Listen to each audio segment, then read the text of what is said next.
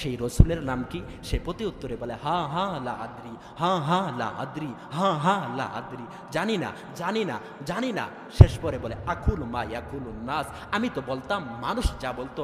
আমার রসুলকে আমি জানি না, আমার দিনকে আমি জানি না, আমার ধর্মকে আমি জানি না, আমার রবকে জানি না।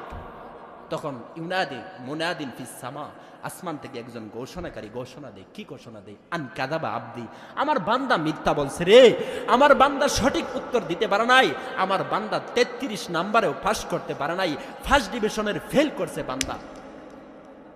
তখন আল্লাহ বলে, ফেরেশতা বলে ফাফরিসুহু মিনান নার, তার কবরে একটা জাহান্নামী পোশাক, জাহান্নামী বিছানা বিছায় না, নাউজুবিল্লাহ, ওয়াল বিসুহু মিনান নার, জাহান্নামী একটা লেবাস, একটা পোশাক তারা পরাইয়া দাও। ওয়াফতাহু লাহু বাবান ইলান নার, জাহান্নাম থেকে একটা দরওয়াজা খুলে দাও। ফায়াতি মিন হাররিহা ওয়া সামুমিহা, আর এই কবর থেকে গরম আসতে থাকে, কান্না আসতে থাকে, সব কষ্ট শুরু হয়ে যায়। ওয়াইদাইয়িকু আলাইহি কবরুহু, তার কবরটা তাকে সংকীর্ণ করে দেওয়া হয়। একটু চিন্তা করেন, কবর যখন সংকীর্ণ হয়ে যায়, রসুল বলেন হাত্তা তাখতালিফা আদলাহু, রসুল সকলে লক্ষ্য করেন, একটা রসুল এইভাবে হাত ঢুকাইছে একটা আরেকটার ভিতরে।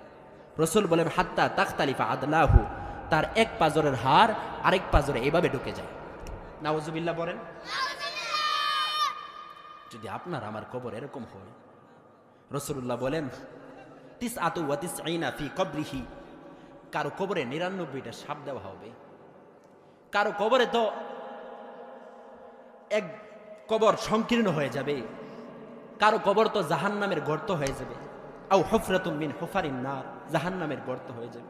বাবজান, আপনি আমি ফেসবুকের মেসেজ আসলে দেখতে পাই, মোবাইলে মেসেজ আসলে দেখতে পাই, নোটিফিকেশন চালু থাকে, সাথে সাথে দেখতে পাই, কিন্তু আপনাকে আমাকে কবর প্রত্যেক দিন 4 থেকে 5টা মেসেজ দিতেছে। কি দিতেছে ভাই? মেসেজ দিতেছে। কবর বলতেছে, কবর কি বলে? কবর বলে আনা বাইতু দুধ, আমি পোকামাকড়ের ঘর, আমি পোকামাকড়ের ঘর। আমার কাছে যে আসছো, দুনিয়াতে তো মশার কামড়ে ঘুমাইতে পারো নাই, পোকামাকড়ের জ্বালা ঘুমাইতে পারো নাই, একটি মশা কামড় দিলে মশারির ভিতরে ঢুকছো, কোয়েলের ব্যবস্থা করছো, আর আমি ঘরটাই পোকামাকড়ের, তুমি আমার কাছে আসলা। আনা বাইতু দুধ, আমি